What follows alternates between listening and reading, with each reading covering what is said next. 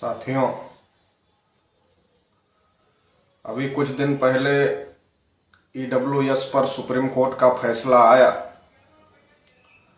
और supreme court ने अपने फैसले में जो रिजर्वेशन की 50% की क्राइटेरिया बालाजी केस में या इंदिरा सैनी केस में सुप्रीम कोर्ट के द्वारा लगाई गई थी, उस 50% की क्राइटेरिया को खत्म करते हुए जो ईडब्ल्यूएस का रिजर्वेशन है उसको मान्यता देने का काम किया।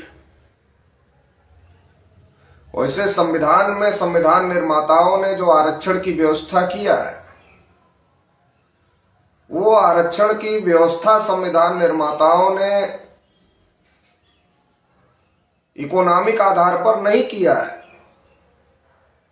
बल्कि सामाजिक आधार पर जिनके साथ बहुत बड़े पैमाने पर हजारों सालों से भेदभाव हो रहा था, हजारों सालों से जिन लोगों को दबा करके रखा गया, जिन लोगों को अधिकार वंचित करके रखा गया, जिनको अवसर की समानता नहीं दी गई,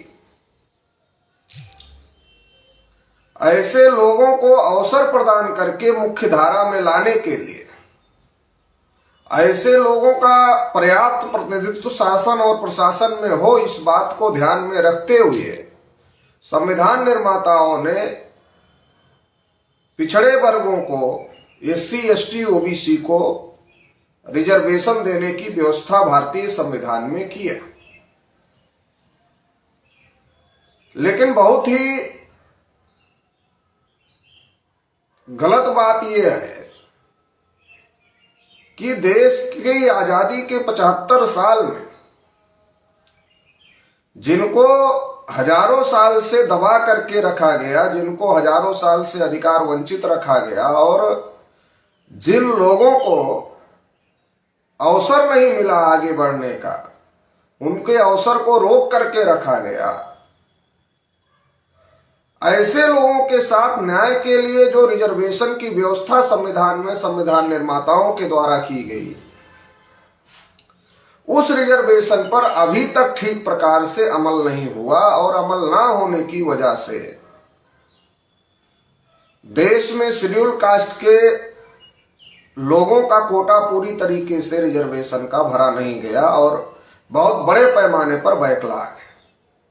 इसी प्रकार से शेड्यूल ट्राइब के लोगों का भी रिजर्वेशन ठीक प्रकार से फॉलो नहीं किया गया। एक लंबी लड़ाई के बाद 16 नवंबर 1992 के सुप्रीम कोर्ट के फैसले से पिछड़े वर्ग के लोगों को, ओबीसी समाज के लोगों को 27% रिजर्वेशन मिला, मगर जो 27% रिजर्वेशन पिछड़े वर्ग के लोगों को मिला उस पर आज तक ठीक से अमल नहीं किया गया, बल्कि उसे लागू करने का काम कम, उसको निष्प्रभावी करने के काम पर सरकारों ने ज्यादा काम किया। और इसकी शुरुआत सुप्रीम कोर्ट के फैसले से ही हो गई, जब ओबीसी को 27% रिजर्वेशन, 52% ओबीसी को 27% रिजर्वेशन देने के साथ साथ उनमें क्रीमिलेयर भी लगा दिया गया।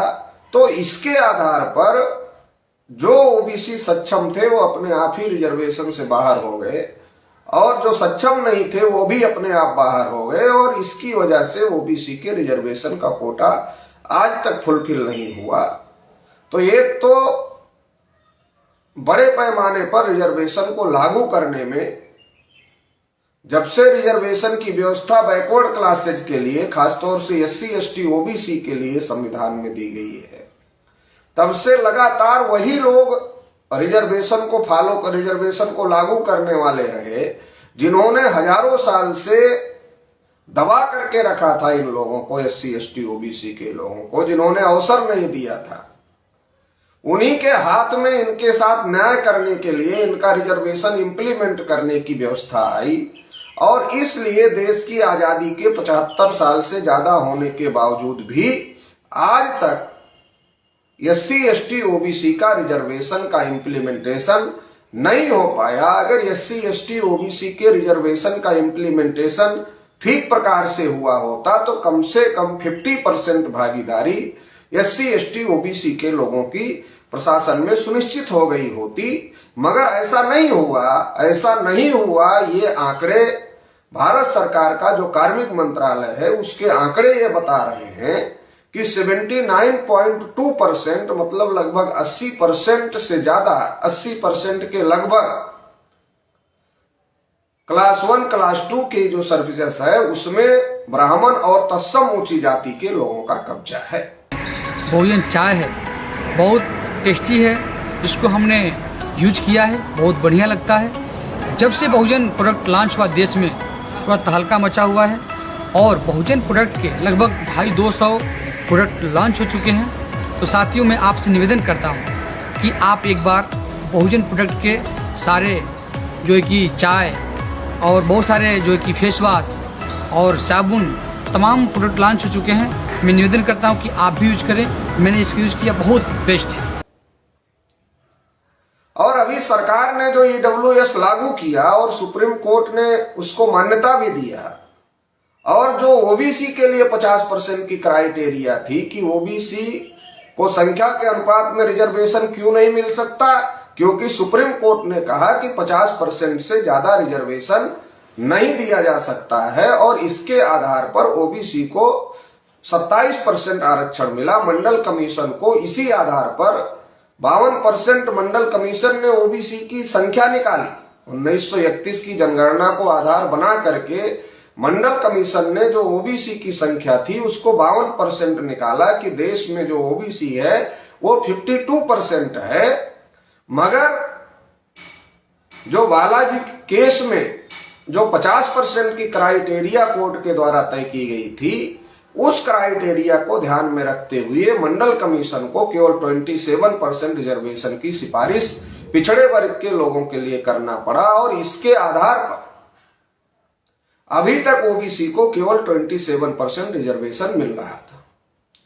लेकिन सरकार के द्वारा इकोनॉमिक वीकर सेक्शन के नाम पर जिनका 79.2% रिप्रेजेंटेशन है, उनको 10% और ज्यादा दे दिया गया।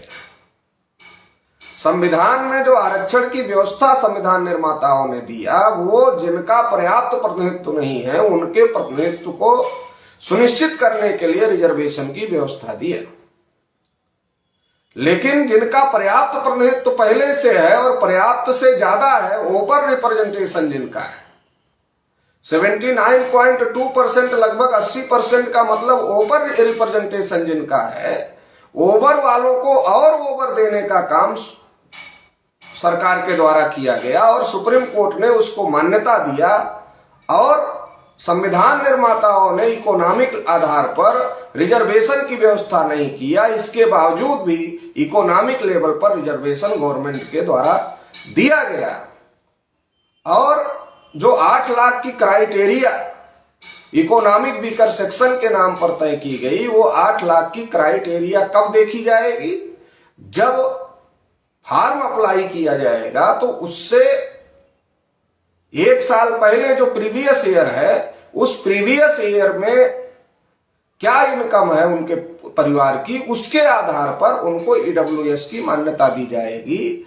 तो इसमें तो बहुत बड़ा घोटाला किया जा सकता है, और लोग ऐसा कह भी रहे हैं और कर भी रहे हैं कि अगर वो सैलरी पाते हैं तो कुछ दिन की छुट्टी ले लेते हैं प्रीवियस ईयर में, जिससे उनका जो सैलरी इनकम है वो 8 लाख से नीचे आ जाए, और 8 लाख से नीचे आने की वजह से फिर वो इकोनॉमिक वीकर सेक्शन के नाम पर रिजर्वेशन के पात्र हो जाते हैं। तो एक तो ये व्यवस्था जो है, क्योंकि रिजर्वेशन कोई गरीबी उन्मूलन का कार्यक्रम नहीं है, बल्कि इस देश में जिन लोगों ने समाज व्यवस्था बना करके अपने को ऊपर रखा और बाकी लोगों को नीचे रखा, जिन लोगों ने समाज व्यवस्था बनाकर अपना ही वर्चस्व कायम रखने का काम किया और दूसरे लोगों को अवसर से वंचित रखा, तो जो हजारों साल से दबाए गए लोग थे, हजारों साल से अधिकार वंचित किए गए लोग थे, उनका शासन प्रशासन में पर्याप्त भागीदारी हो, इसके लिए ये रिजर्वेशन की व्यवस्था संविधान निर्माताओं ने दिया था। ये इकोनॉमिक आधार पर नहीं है, मगर इसको इकोनॉमिक आधार पर गलत तरीके से लागू किया जा रहा है। और जिनको ओवर रिप्रेजेंटेशन है उनको और ओवर रिप्रेजेंटेशन देने की व्यवस्था की गई है। और वहीं दूसरी तरफ ओबीसी की संख्या 52% है। ये सामाजिक और शैक्षणिक रूप से पिछड़े भी हैं, मगर ओबीसी को 52% रिजर्वेशन देने के लिए सरकार तैयार नहीं है। जबकि देश में प्रधानमंत्री नरेंद्र मोदी जी हैं जो कि अपने को पिछड़े वर्ग का कहते हैं। और अब तो सुप्रीम कोर्ट ने भी 50% की क्राइटेरिया को लागने की बात कह दी है और लाग लिया है। और अब 50% की क्राइटेरिया का कोई मीनिंग नहीं रहा जब उसके ऊपर जाकर के ईडब्ल्यूएस के रिजर्वेशन को सुप्रीम कोर्ट के द्वारा मान्यता दे दी गई है। तो जब ईडब्ल्यूएस आरक्षण के लिए, जब सवर्ण कोटे के लिए, जब उच्च जातियों ब्राह्मण और तत्सम उच्च जातियों के लिए जब 50% की लिमिट नहीं है तो 52% ओबीसी के लिए 50% की लिमिट क्यों रखी गई है, ये एक बहुत बड़ा सवाल है। और इसके लिए अब लड़ाई लड़ने की जरूरत है, क्योंकि अब 50% की लिमिट खत्म हो गई है तो 52% ओबीसी को भी 52% रिजर्वेशन मिलना चाहिए। 52% ओबीसी अगर सरकार मानती है कि ओबीसी 52% है तो 52% रिजर्वेशन सरकार लागू कर दे। और खुद नरेंद्र मोदी जी अपने को पिछड़े वर्ग का कहते हैं, देश के प्रधानमंत्री, तो उनको लागू कर देना चाहिए। और ये जो मेरे हाथ में बहुजन डिटर्जेंट पाउडर है, आप भी इसको यूज करें क्योंकि हमने यूज किया है, बहुत ही बढ़िया है, कपड़े को अच्छे तरीके से सफाई करता है और आप भी यूज करिए। और अगर सरकार ये नहीं मानती है कि 52% ओबीसी की जनसंख्या है तो फिर सरकार को आंकड़े निकालने के लिए कि ओबीसी की संख्या कितनी है, इसके लिए तत्काल प्रभाव से जाति आधारित जनगणना और ओबीसी की जाति आधारित जनगणना करनी चाहिए, जिससे ये पता लग सके कि देश में ओबीसी की संख्या कितनी है, उनकी क्या स्थिति है, और इसके आधार पर ओबीसी की संख्या के आधार पर ओबीसी को रिजर्वेशन लागू किया जाए संख्या के आधार पर सभी क्षेत्रों में। तो ये लड़ाई अब लड़नी पड़ेगी और राष्ट्रीय पिछड़ा वर्ग मोर्चा इस लड़ाई को लड़ने का काम करेगा। और इसके लिए या तो सरकार अगर मानती है कि ओबीसी की संख्या 52% है, जैसा मंडल कमीशन ने 1931 की जनगणना को आधार बना करके कहा, अगर सरकार ये मानने के लिए राजी है, मानने के लिए तैयार है कि ओबीसी की आबादी 52% है, तो ओबीसी को 52% आरक्षण तत्काल प्रभाव से सरकार लागू करे, क्योंकि अब 50% की लिमिट टूट गई है। और यदि सरकार ये नहीं मानती है, सरकार को संशय है, सरकार को शंका है कि ओबीसी की संख्या 52% है कि नहीं है, तो सरकार जाति आधारित जनगणना तत्काल प्रभाव से शुरू करे और ओबीसी के आंकड़े निकालकर ओबीसी को संख्या के अनुपात में तत्काल प्रभाव से रिजर्वेशन देने का काम करे। इस मांग को लेकर के 29 नवंबर को राष्ट्रीय पिछड़ा वर्ग मोर्चा के माध्यम से भारत बंद का आह्वान किया जाता है। इसके साथ ही साथ तमाम और मुद्दे भी हम लोग अपने भारत बंद में शामिल करें, जिसमें एक बड़ा मुद्दा है ईवीएम से चुनाव में हो रही गड़बड़ियों का। क्योंकि 8 अक्टूबर 2013 को सुप्रीम कोर्ट ने अपने निर्णय में कहा कि केवल ईवीएम से फ्री, फेयर और ट्रांसपेरेंट चुनाव नहीं कराए जा सकते। इसलिए अगर देश में फ्री, फेयर और ट्रांसपेरेंट चुनाव कराने हैं तो फ्री, फेयर और ट्रांसपेरेंट चुनाव कराने के लिए पेपर ट्रेल मशीन लगाई जाए और in case of dispute paper trail machine के जो कागजी मतपत्र हैं उनकी रिकाउंटिंग किया जाए। लेकिन अभी रिकाउंटिंग नहीं हो रही है, बल्कि कुछ बूथों का मिलान हो रहा है, जिसके आधार पर पूरी तरीके से पारदर्शिता है, इस बात को कहा नहीं जा सकता है। और इसकी वजह से घोटाले की या गड़बड़ी की संभावनाएं हो सकती है। तो इसलिए ये भी हम लोग मांग कर रहे हैं, या तो पेपर ट्रेल से जो कागजी मतपत्र निकल रहे हैं उनका 100% डिस्प्यूट की स्थिति में मिलान किया जाए, या फिर बैलेट पेपर से चुनाव कराए जाए। तो इस मुद्दे को भी हम लोग भारत बंद में शामिल कर रहे हैं। इसके अलावा अभी बड़े पैमाने पर निजीकरण हो रहा है। नरेंद्र मोदी जी ने कहा था देश नहीं बिकने दूंगा, लेकिन अभी नरेंद्र मोदी जी एक एक चीज को बेचने में लगे हुए हैं, निजी हाथों में देने में लगे हुए हैं। तो अगर एक एक चीज को बेचने में और निजी हाथों में देने में लगे हुए हैं, तो राष्ट्रीय पिछड़ा वर्ग मोर्चा की तरफ से हम ये मांग करते हैं कि या तो एक तो निजीकरण पर रोक लगाई जाए, तत्काल प्रभाव से निजीकरण को रोका जाए, बंद किया जाए, और दूसरा चूंकि निजी क्षेत्र भी सरकारी मदद से चलते हैं, वो भी स्टेट का हिस्सा है, तो जो निजी क्षेत्र हैं, निजी क्षेत्र जो सरकारी मदद से चल रहे हैं, तो उन निजी क्षेत्रों में भी रिजर्वेशन लागू किया जाए।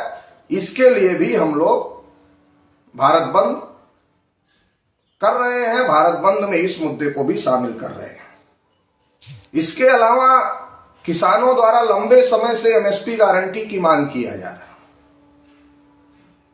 क्योंकि किसान फसल पैदा करता है, मगर फसल का मूल्य, अगर किसान के खेत में ज्यादा अच्छी फसल आ गई तो मूल्य कम हो जाता है, और अगर फसल ही पैदा नहीं हुई तो फिर किसान का नुकसान है। अगर फसल ज्यादा पैदा हो गई तो मूल्य कम मिलता है, बिक्री नहीं हो पाती, खरीदारी नहीं हो पाती है, तो इसकी वजह से किसान का नुकसान होता है। तो किसान लंबे समय से इस बात की मांग कर रहे हैं, और जब किसानों का केंद्र सरकार के साथ समझौता हुआ तो सरकार ने आश्वासन दिया था कि हम एमएसपी गारंटी लागू करेंगे, लेकिन सरकार ने अभी तक एमएसपी गारंटी लागू नहीं किया।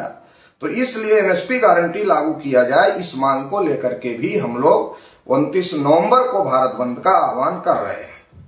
इसके अलावा एनआरसी, सीए, एनपीआर जो कि देश के नागरिकों के विरोध में, इसका प्रचार आरएसएस, बीजेपी के द्वारा किया जाता है कि ये केवल मुसलमानों के विरोध में है, लेकिन आसाम का उदाहरण हम लोगों के सामने है। 19 लाख लोग एनआरसी के शिकार बने थे, और उसमें 14 लाख लोग गैर मुसलमान थे, एससी, एसटी, ओबीसी के लोग थे। तो इसके आधार पर इस बात को साबित किया जा सकता है और कहा जा सकता है कि ये जो साजिश है, देश में तमाम बैकवर्ड क्लास, शेड्यूल कास्ट और माइनॉरिटीज के लोगों को उनकी नागरिकता से वंचित करने का षड्यंत्र है एनआरसी, सीए, एनपीआर। इसलिए इसका भी हम लोग विरोध कर रहे हैं, और इसके विरोध में भी 29 नवंबर को हम लोग भारत बंद का ऐलान कर रहे हैं। अपने भारत बंद में इस मुद्दे को भी शामिल कर रहे हैं। इसके अलावा विकास के नाम पर, पर्यावरण संरक्षण के नाम पर आदिवासियों का विस्थापन किया जा रहा है, जो कि आदिवासियों के साथ बहुत बड़ी धोखेबाजी है। क्योंकि संविधान में आदिवासियों को जहां वो रहते हैं वहां जल, जंगल और जमीन पर आदिवासियों का ही अधिकार संविधान निर्माताओं ने दिया है। लेकिन संविधान निर्माताओं ने जो आदिवासियों को उनके जल, जंगल, जमीन पर अधिकार दिया है, जो मनुवादी और ब्राह्मणवादी सरकारें हैं, वो उससे वंचित कर रही है, और पर्यावरण संरक्षण के नाम पर, कहीं डेवलपमेंट के नाम पर वो आदिवासियों को विस्थापित करने का काम कर रही है। इसका भी हम लोग विरोध कर रहे हैं, और इस मुद्दे को भी हम अपने भारत बंद में 29 नवंबर को शामिल कर रहे हैं। साथ में बहुजन चाय है, बहुत टेस्टी है, इसको हमने यूज किया है, बहुत बढ़िया लगता है। जब से बहुजन प्रोडक्ट लॉन्च हुआ देश में पूरा तहलका मचा हुआ है, और बहुजन प्रोडक्ट के लगभग 250 प्रोडक्ट लॉन्च हो चुके हैं। तो साथियों, मैं आपसे निवेदन करता हूँ कि आप एक बार बहुजन प्रोडक्ट के सारे जो है कि चाय और बहुत सारे जो है कि फेस वॉश और साबुन, तमाम प्रोडक्ट लॉन्च हो चुके हैं। मैं निवेदन करता हूँ कि आप भी यूज करें। मैंने इसको यूज किया, बहुत बेस्ट है। इसके अलावा जैसे किसानों के खिलाफ कानून बनाए गए थे, उसी प्रकार से मजदूरों के खिलाफ भी कानून बनाए गए, और मजदूरों के खिलाफ कानून बनाए गए तो इससे एक तो बेरोजगारी बहुत ज्यादा बढ़ेगी, क्योंकि काम के घंटे बढ़ रहे हैं, और कई प्रकार से जो मजदूरों की सुविधाएं थी वो सुविधाएं खत्म की जा रही है। तो इसलिए जो मजदूरों के खिलाफ कानून बने हैं उनको वापस लिया जाए। इस मुद्दे को भी हम लोग अपने भारत बंद में जो 29 नवंबर को होने जा रहा है उसमें शामिल कर रहे हैं। एक महत्वपूर्ण मुद्दा है, रिजर्वेशन इम्प्लीमेंटेशन एक्ट बनाया जाए, क्योंकि देश में जो एससी, एसटी, ओबीसी का रिजर्वेशन है उसमें उसके साथ सबसे ज्यादा खिलवाड़ हो रहा है। इसका कारण यह है कि देश में रिजर्वेशन इम्प्लीमेंटेशन एक्ट नहीं है। जो अधिकारी, जैसे अभी 69,000 शिक्षक भर्ती का मामला उत्तर प्रदेश में था, ऐसे देश भर में ऐसे मामले हैं जिसमें ओबीसी, एससी, एसटी के रिजर्वेशन के साथ बहुत बड़े पैमाने पर खिलवाड़ हो रहा है। और ओबीसी रिजर्वेशन के साथ तो खिलवाड़ ही खिलवाड़ हो रहा है, तो इस पर अगर रोक लगानी है तो इसके लिए कानून बनाना जरूरी है। और जो अधिकारी खिलवाड़ करते हैं, जो सरकार खिलवाड़ करती है, जो लोग खिलवाड़ करते हैं, उनके खिलाफ में सख्त कानूनी कार्यवाही होनी चाहिए। ऐसा रिजर्वेशन इम्प्लीमेंटेशन एक्ट बनाने की जरूरत है। तो इसके लिए भी हम 29 नवंबर को भारत बंद घोषित कर रहे हैं। इसके अलावा एक बहुत बड़ा मुद्दा है, छात्रों से जुड़ा हुआ मुद्दा है कि देश में जब से बीजेपी की सरकार आई है, जो पिछड़े वर्ग के छात्र हैं, शेड्यूल कास्ट के छात्र हैं, शेड्यूल ट्राइब के छात्र हैं, उनकी जो स्कॉलरशिप आती थी उस स्कॉलरशिप को रोक दिया गया है, जो कि बहुत ही ज्यादा गलत बात है। तो जो ये स्कॉलरशिप को रोका गया है, इस मुद्दे को भी हम लोग अपने भारत बंद में शामिल कर रहे हैं। और 29 नवंबर का जो भारत बंद होगा उसमें SC ST OBC की जो स्कॉलरशिप रोकी गई है उसको तत्काल प्रभाव से बहाल किया जाए, ये मुद्दा भी हम लोग ले रहे हैं। इसी के साथ साथ कर्मचारियों का एक बहुत बड़ा मुद्दा है, वो मुद्दा है पुरानी पेंशन स्कीम को बहाल करने का।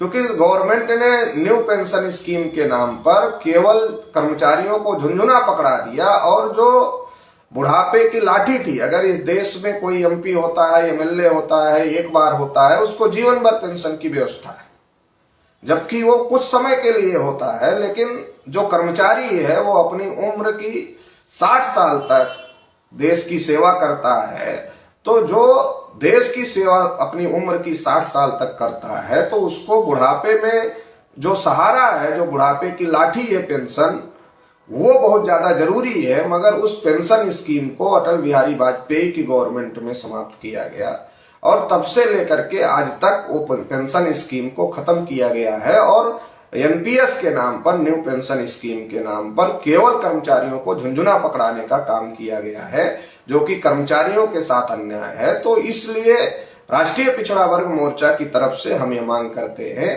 कि कर्मचारियों की पुरानी पेंशन स्कीम को बहाल किया जाए, और इस मुद्दे को भी हम 29 नवंबर के भारत बंद में शामिल कर रहे हैं। तो ये तमाम प्रकार के मुद्दों को लेकर के SC ST OBC और माइनॉरिटीज, सभी जो इस देश की बहुसंख्यक आबादी है, जिनके साथ पहले भी अन्याय अत्याचार हुआ है, हजारों साल से हो रहा है, और आज भी जब संविधान में उनके लिए स्पेशल व्यवस्था की गई ताकि उनको मुख्य धारा से लाया जाए, में जोड़ा जाए, तो इसके बावजूद भी जो शासक वर्ग है, चूंकि वो वही लोग हैं जो हजारों साल से भेदभाव किए थे, तो वो लोग अभी भी उनको समाज और देश की मुख्य धारा में लाना नहीं चाहते हैं। तो इसलिए हम लोगों को एकजुट होने की जरूरत है, इकट्ठा होने की जरूरत है, और इकट्ठा होकर, एकजुट होकर के इस लड़ाई को लड़ने की जरूरत है।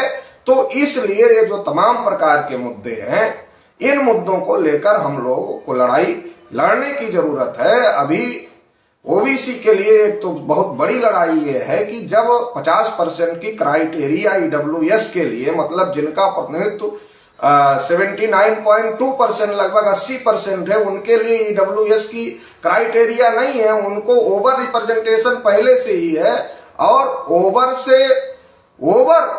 से ओवर भी उनको दिया जा रहा है। तो एक तो उनको ओवर से ओवर दिया जा रहा है, और दूसरी तरफ हमारी जो संख्या है उस संख्या के अनुपात में भी हमको नहीं दिया जा रहा है। तो इसलिए अभी तमाम पिछड़े वर्ग के लोगों को इस लड़ाई में मजबूती से आने की जरूरत है, ताकि जो लोग ऐसा कर रहे हैं उनके कानों तक ये आवाज जा सके। लोकतंत्र में हमारी आबादी ज्यादा है, पिछड़ा वर्ग, शेड्यूल कास्ट, शेड्यूल ट्राइब और माइनॉरिटी जिनके ऊपर अन्याय अत्याचार हो रहा है, अगर इनको एक साथ इकट्ठा किया जाए तो ये आबादी 85 से 90% होती है। तो अगर 85 से 90% लोकतंत्र में लोग लामबंद होते हैं अपने हक अधिकारों को लेकर, तो देश और दुनिया की कोई ताकत नहीं है जो हमें हमारे हक अधिकारों से रोक सके। इसलिए राष्ट्रीय पिछड़ा वर्ग मोर्चा की लगातार ये कोशिश है कि पिछड़े वर्ग के लोगों को सजग किया जाए, जगाया जाए, जागृत किया जाए, जागृत करके संगठित किया जाए, और संगठित करके सड़कों पर उतरा जाए, ताकि इस देश में न्याय स्थापित किया जा सके, और जो अन्याय का, जो जुल्म ज्यादती का, अन्याय अत्याचार का जो निजाम है, इसको समाप्त किया जा सके। तो इन तमाम मुद्दों को लेकर 29 नवंबर को राष्ट्रीय पिछड़ा वर्ग मोर्चा भारत बंद का आह्वान करता है।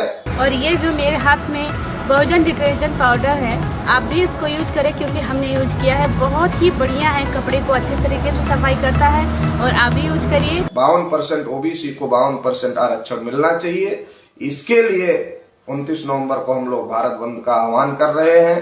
तो ये जो हम लोग भारत बंद का आह्वान कर रहे हैं, इसमें जितने भी हमारे पिछड़े वर्ग के लोग हैं, राष्ट्रीय पिछड़ा वर्ग मोर्चा के जो कार्यकर्ता, पदाधिकारी, शुभचिंतक हैं, इसके अलावा देश भर में तमाम पिछड़े वर्ग के संगठन चलाने वाले लोग, इसके अलावा देश भर में पिछड़े वर्ग के अधिकारी, कर्मचारी हैं, विद्यार्थी हैं, युवा हैं, महिला हैं और तमाम प्रकार का जो काम करने वाले पिछड़े वर्ग के लोग हैं, उन सभी को इस आंदोलन में शामिल होना होगा। इसके साथ ही साथ शेड्यूल कास्ट के लोग, शेड्यूल ट्राइब के लोग, माइनॉरिटीज के लोग, चूंकि इस देश में जो बहुसंख्यक लोग हैं उनको अधिकार वंचित किया गया है, तो उन तमाम बहुसंख्यकों को एकजुट होकर के इस भारत बंद में पूरी ताकत के साथ शामिल होना होगा।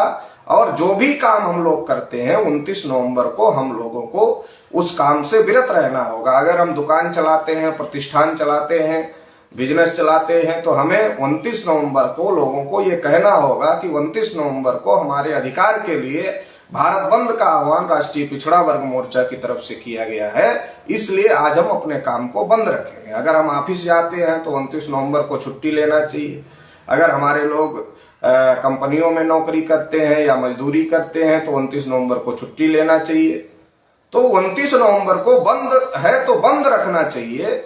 और अगर हम 29 नवंबर को बंद रखते हैं और बड़े पैमाने पर सड़कों पर उतरकर भी आंदोलन और प्रदर्शन शांतिपूर्ण और संविधान के दायरे में रहकर करना चाहिए। अगर हम बहुत सारे लोग, तमाम संगठन के लोग और सभी लोगों को मिलजुल करके इस लड़ाई में शामिल होना चाहिए और इतना बड़ा भारत बंद 29 नवंबर का होना चाहिए ताकि जो देश में सरकार चलाने वाले लोग हैं उनको ये पता चल जाए कि अब इनके हक अधिकारों को रोककर नहीं रखा जा सकता है, अब इनको इनके हक अधिकार देना पड़ेगा। वहां तक ये आवाज पहुंचाने के लिए पूरी ताकत के साथ आप सभी लोगों को भारत बंद में शामिल होना होगा और भारत बंद को कामयाब करना होगा, भारत बंद को सफल करना होगा। इसके लिए राष्ट्रीय पिछड़ा वर्ग मोर्चा आप सभी लोगों से आह्वान कर रहा है। बड़े पैमाने पर भारत बंद की पब्लिसिटी आप सभी लोगों को करनी होगी, स्टिकर के माध्यम से, पोस्टर के माध्यम से, होर्डिंग्स के माध्यम से, अखबारों में खबर लगा करके और तमाम सोशल मीडिया के माध्यम से। जिस प्रकार से आप लोग पब्लिसिटी कर सकते हैं, बहुत बड़े पैमाने पर पब्लिसिटी होगी तो बहुत बड़े पैमाने पर लोगों तक मैसेज जाएगा और बहुत बड़े पैमाने पर मैसेज जाएगा तो बहुत बड़े पैमाने पर यह भारत बंद कामयाब हो जाएगा। चूंकि इस भारत बंद को कोई मनवादी मीडिया, मनवादी चैनल नहीं कवर करते हैं, तो हमारी लड़ाई है तो हमें ही लड़ना होगा। तो इसलिए पब्लिसिटी भी हमें करनी होगी, भारत बंद की तैयारी भी हमें करनी होगी और भारत बंद को कामयाब भी हमको ही करना होगा। तो आप सभी तमाम लोग भारत बंद की तैयारी को पूरी ताकत के साथ करेंगे, ऐसी मुझे आशा और अपेक्षा है। बहुत बहुत आभार, धन्यवाद।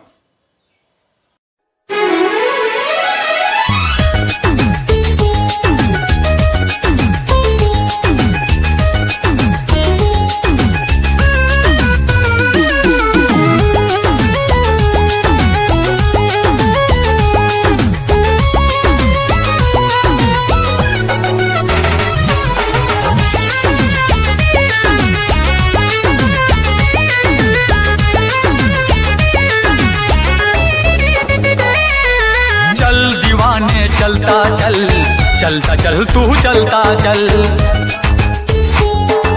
दुनिया के अन्याय से भीम दीवाने लड़ता चल। चल दीवाने चलता चल, चलता चल तू चलता चल। दुनिया के अन्याय से भीम दीवाने लड़ता चल। नागवंश का नायक है तू, द्रविड़ों का सरदार है, मौर्य वंश का है जुनून तू, भारत का रखवार है। तेरी भुजा में बसा हुआ है, तेरी भुजा में बसा हुआ है चंद्रगुप्त का बाहुबल। चल दीवाने चलता चल, चलता चल तू चलता चल। चल दीवाने चलता चल, चलता चल तू चलता चल। दुनिया के अन्याय से भीम दीवाने